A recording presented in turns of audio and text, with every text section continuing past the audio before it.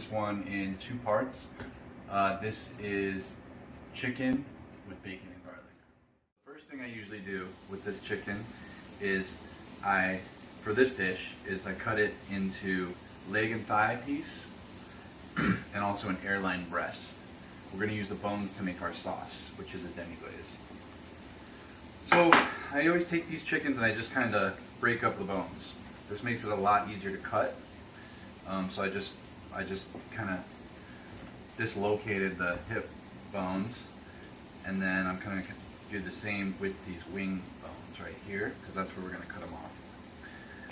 The whole idea with this sauce is that you have a lot of gelatin in the bones, so we're going to use that to thicken the sauce, and it will take about a day, but it's well worth it.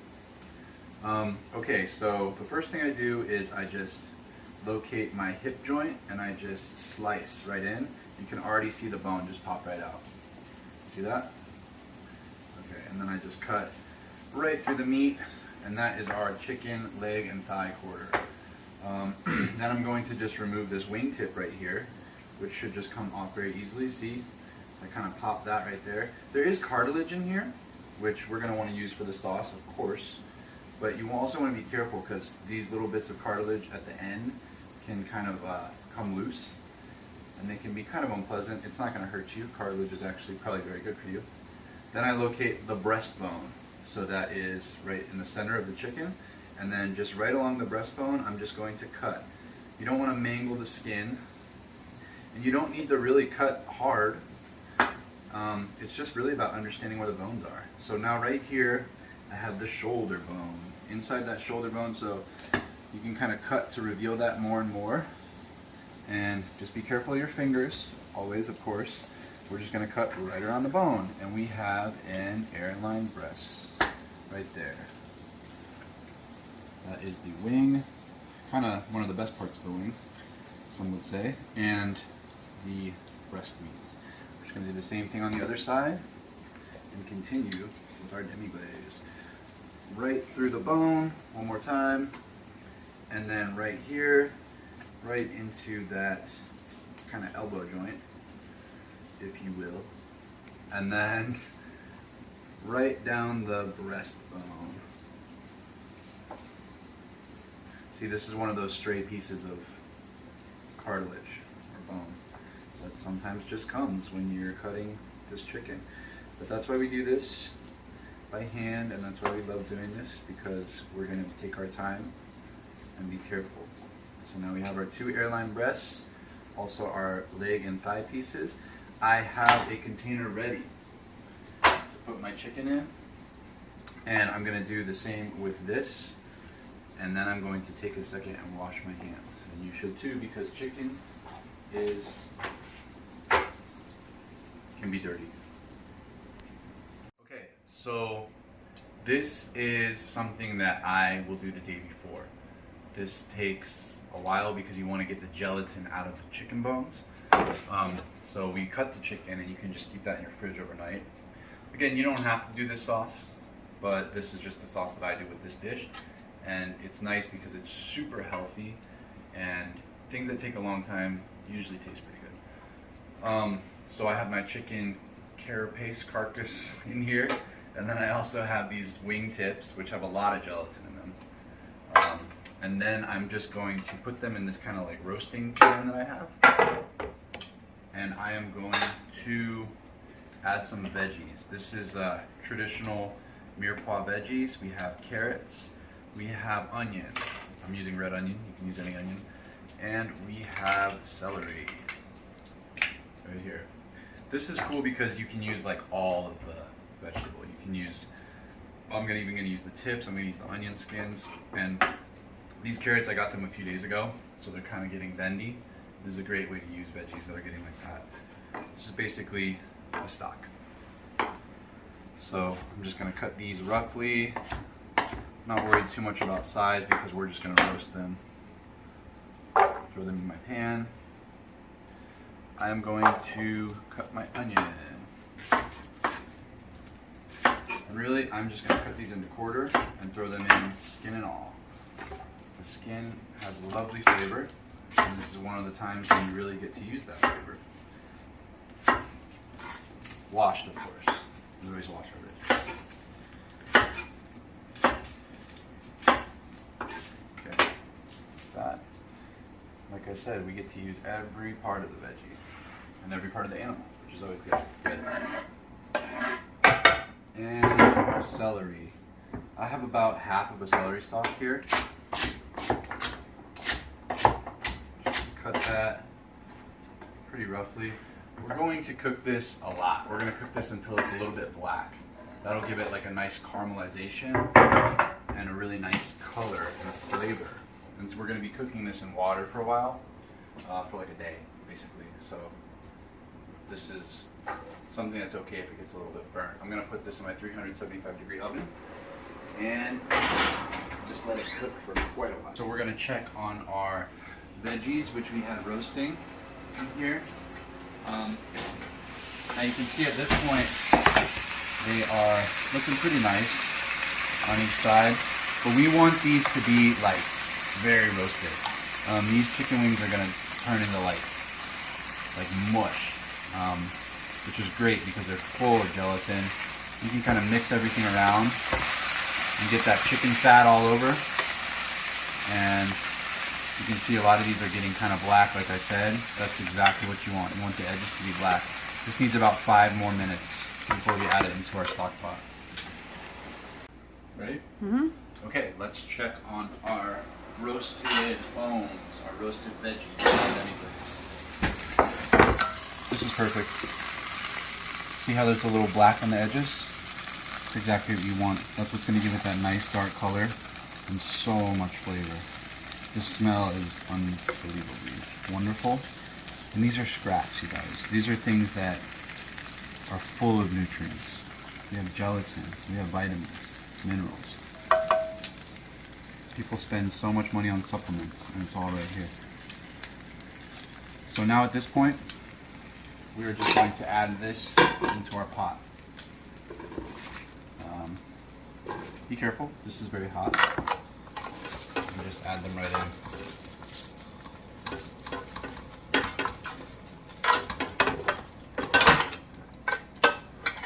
If you don't get everything out, don't worry, because there's one final step, of course. And that is to wash out the fond. Okay, so I've added cold water to my stock pot. Many chefs will tell you to use cold water. Why don't we use hot water when we boil? Because water heaters tend to be dirty. But there's another reason. It's because the longer that you let these bones sit and soak, the more gelatin and the more flavor you'll get. The gelatin is what's going to make it thick. And when I've left some room in my pot for this, this is how we get the fond out. The fond are all those bits that stick to the bottom. This might not be the most glamorous step, but it's definitely full of flavor. So rather than sitting and scraping everything, we just fill it with water, bring it to a boil, and let the flame and water do the work. You can see all the color and flavor that's come just from those little bits stuck to the bottom. This is the kind of thing that is made from scraps. We're using the whole animal. We're using the whole vegetable. We're using every bit that's stuck to the pan. Okay, so I just wanted to talk a little bit about this demi-glaze. You can see I got it up to a nice boil. I got everything in there. And the color is already starting to turn beautiful golden. Now, I'm going to cook this for at least 16 hours. I'm going to turn it to a low heat, and I'm going to add water as necessary. If you need to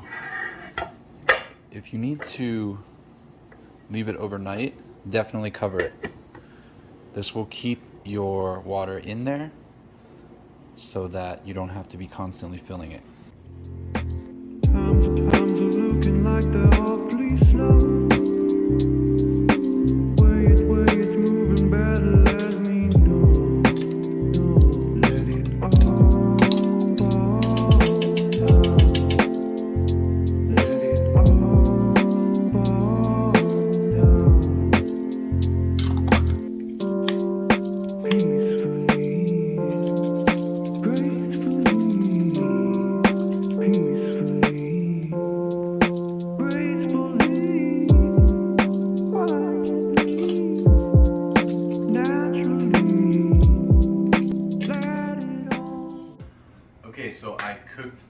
my stock all night, and you probably saw that weird clip of me adding the tomato paste.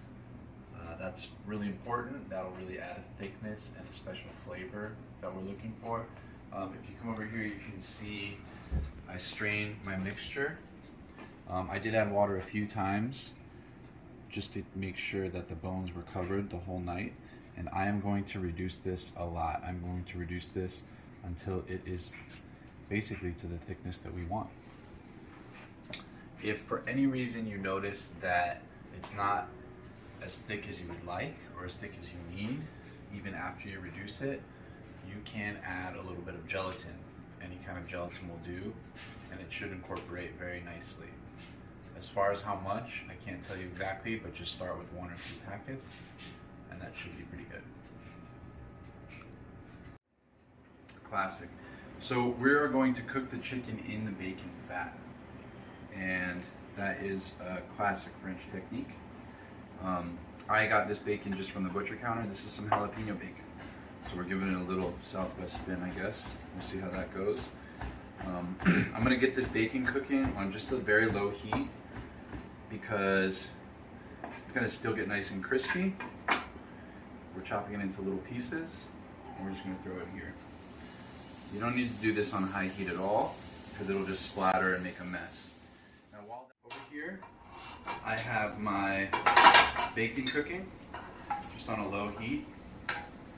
And you can see they're already starting to get crispy. You can come over here.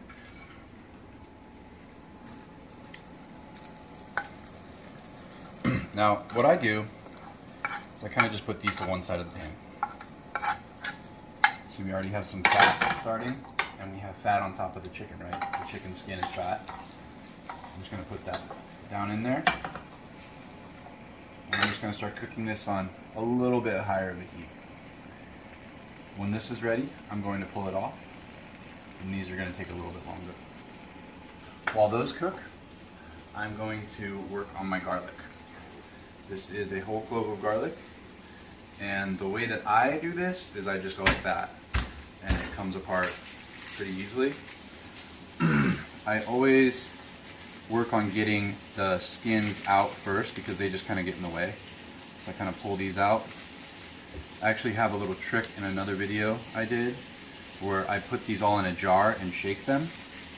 And what that does is that really frees up these cloves and makes them super easy to peel. They almost peel themselves actually.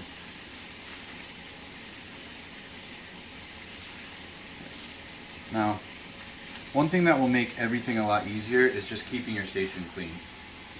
So I put these to one side, and I'm just gonna wipe this off real quick and throw it in the garbage. Okay, how to peel garlic. A lot of you probably know this, but what you do is you just take one of these cloves, they're covered in like a skin, and instead of trying to rip it off, all you do is you just take it, lay this down flat, be careful of your fingers. You might want to point this down a little bit and just kind of hit it like that. And that'll really make this just pop right out. Easy as that. Rinse and repeat. You can even do a couple at a time. Be careful of your hands, fingers.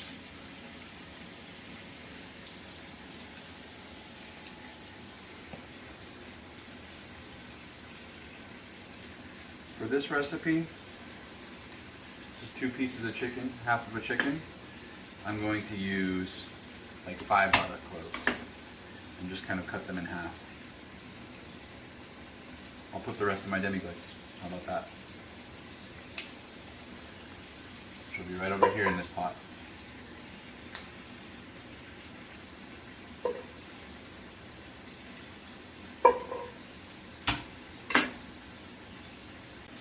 Okay, so I have these 5 garlic cloves peeled. I have the rest in my demi-glace, the ones I didn't use.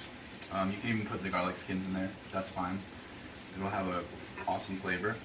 Then I'm kind of just going to, you don't even have to really cut these, but I'm just going to cut these ones in half because that will make them roast a little bit quicker and that'll actually help them cure faster.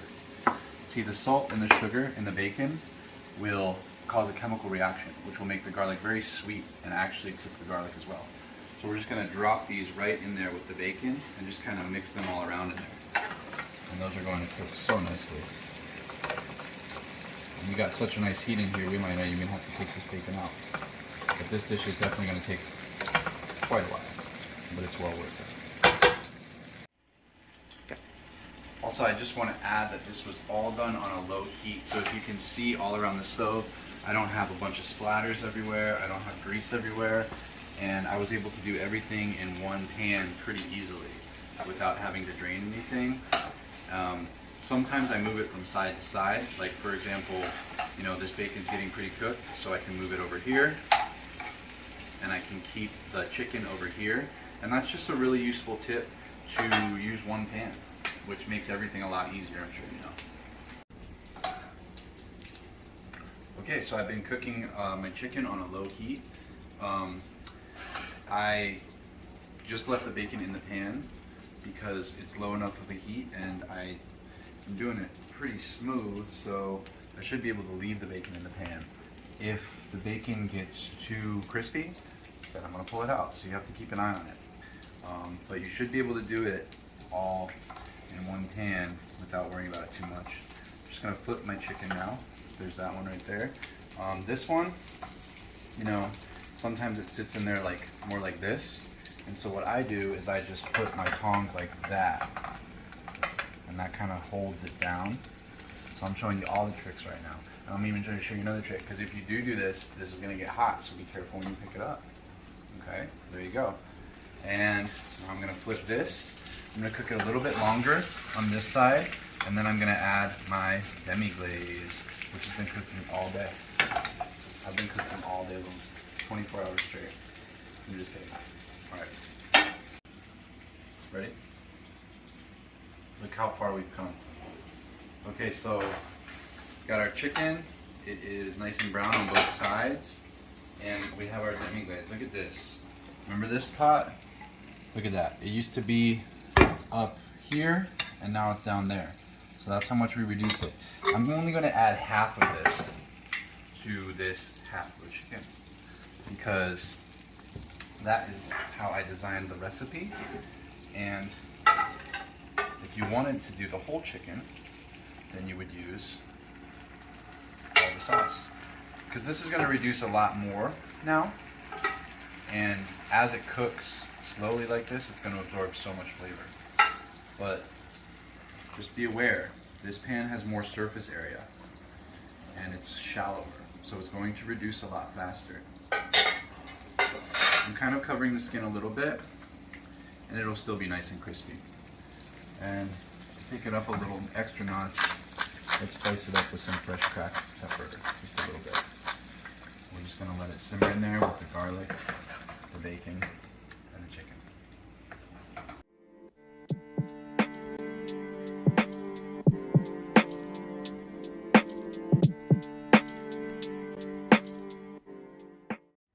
So I have been cooking my chicken after flipping it for about 10 minutes. I did the whole thing on low. I did it all in one pan. So if you come over here, you can see that there may be a little bit of oil from the chicken fat and bacon, but I promise you can just stir that right in. It'll go right in, and probably just scrape the sides down a little bit. If you have a non-stick pan, you might need to use a rubber spatula. We're going to check our sauce to make sure it's ready.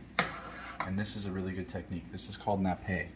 So you can use this for a lot of sauces. And basically what you're going to do is you're going to coat the back of your spoon and then just draw a line.